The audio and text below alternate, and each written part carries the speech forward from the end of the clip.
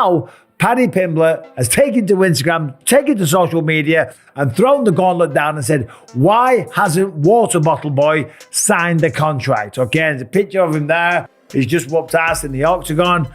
And it's a very good question. And I'm not saying that there has been a contract offered to Ilia Topuria, but according to Paddy Pimblett, there has, okay?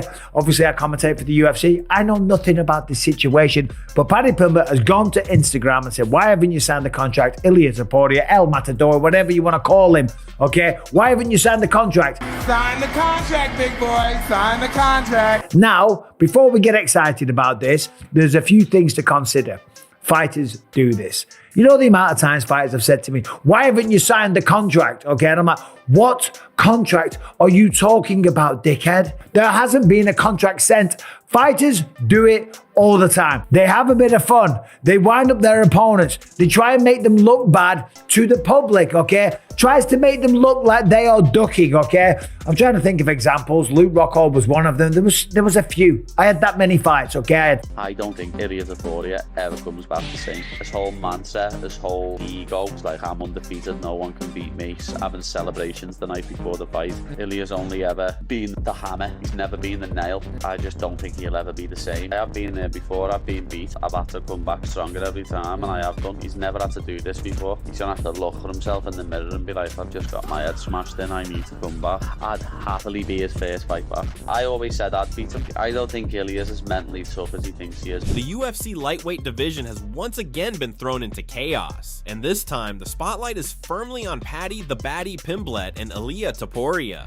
I don't think Ilia Topuria ever comes back the same. This whole mindset, this whole ego, it's like I'm undefeated, no one can beat me. Having celebrations the night before the fight. Ilia's only ever been the hammer. He's never been the nail. I just don't think he'll ever be the same. I have been there before, I've been beat. I've had to come back stronger every time, and I have done. He's never had to do this before. He's gonna have to look at himself in the mirror and be like, I've just got my head smashed in, I need to come back. I'd happily be his first fight back. I always said I'd beat him. I don't think Ilia's as mentally tough as he thinks he is. What started as a long-running rivalry between two of the biggest personalities in the division has now turned into a full-blown contract drama, with Paddy publicly demanding that Topuria stop talking and finally put his name on the dotted line.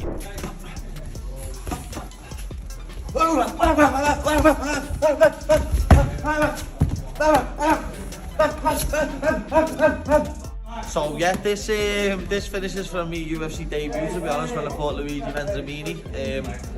I just know I love a scrap anyway, but when I heard Daniel Cormier saying in the commentary booth, Paddy's losing this round, I was like, am I? Yeah. Well, let's bite down on my gum shield and let's see if I'm still losing this round. And this is exactly what I've done.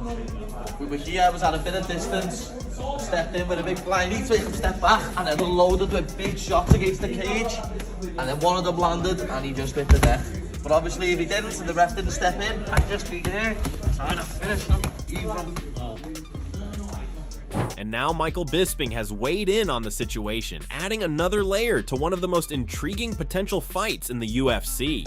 Paddy Pimblett has made it clear that he wants Topuria, and his message is simple. If you really believe you can beat me, then sign the contract and let's settle this inside the Octagon. Paddy,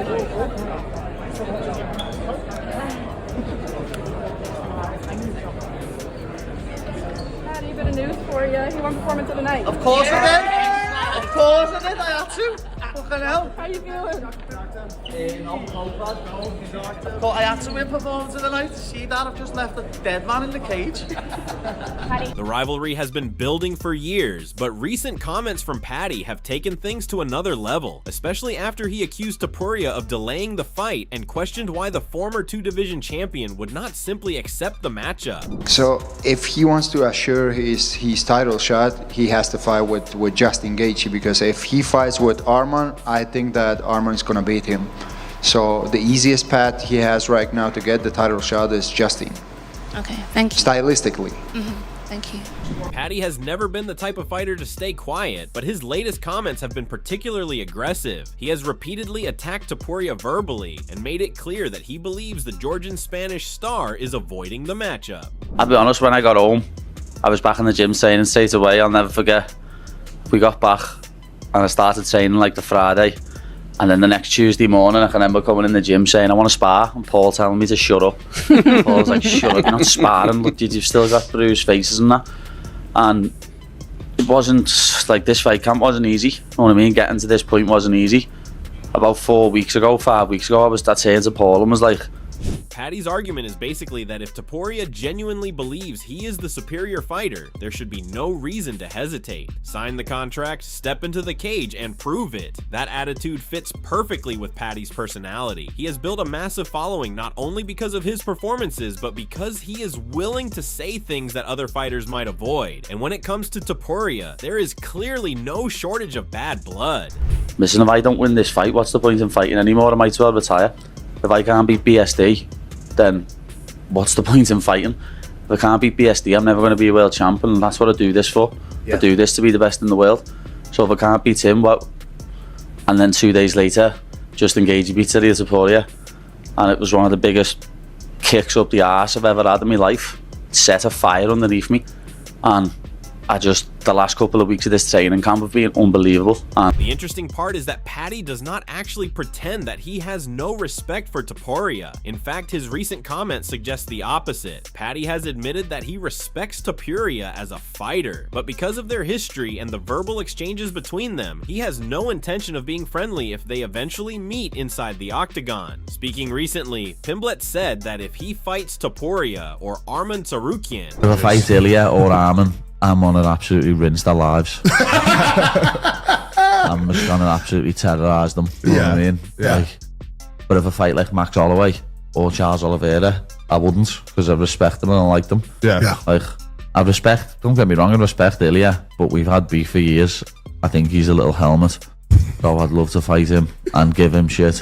He would absolutely terrorize them, while explaining that he would behave differently against fighters such as Max Holloway or Charles Oliveira because he respects them. That distinction is important because it shows that Paddy's hostility toward Topuria is not simply random trash talk. There is a genuine rivalry behind it, and this is where Michael Bisping becomes an important voice in the conversation. Bisping understands better than almost anyone what happens when two fighters become personally invested in a matchup. He was once involved in some of the UFC's most intense rivalries. Arman Tsarukyan, I've got no respect for at all. He's just a rich kid. He's like, daddy's a millionaire. You know what I mean? So where does the respect come from in fighting? Like, the guys that you respect versus don't respect, like, it's the fighting. Don't get, Arman's a good fighter, like, to be honest, but I just can't respect him because like, he's living on daddy's money.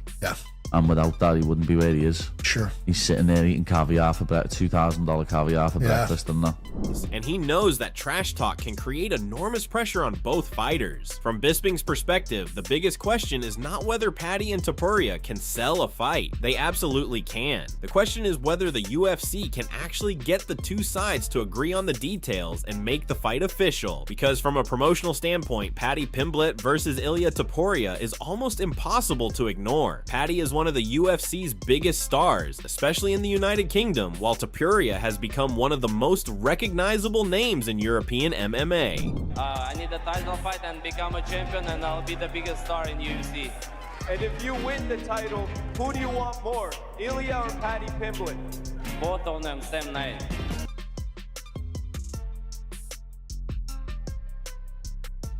Put those two personalities together, add their history, add the trash talk, and suddenly you have a fight that could generate massive attention before either man even enters the cage. That is exactly why every new comment from Paddy or Topuria immediately becomes news. But Paddy's recent sign the contract message also raises another important question. Who actually has more to gain from this fight? On paper, both fighters have enormous incentives. For Paddy, defeating Topuria would instantly elevate him to another level. It would silence critics who believe he has not yet beaten enough elite opposition to belong at the very top of the division. For Topuria, defeating Paddy would eliminate another dangerous contender and potentially strengthen his position as one of the most important names at 155 pounds. But if I fight Ilia or Arman, I'm on an absolutely rinse their lives.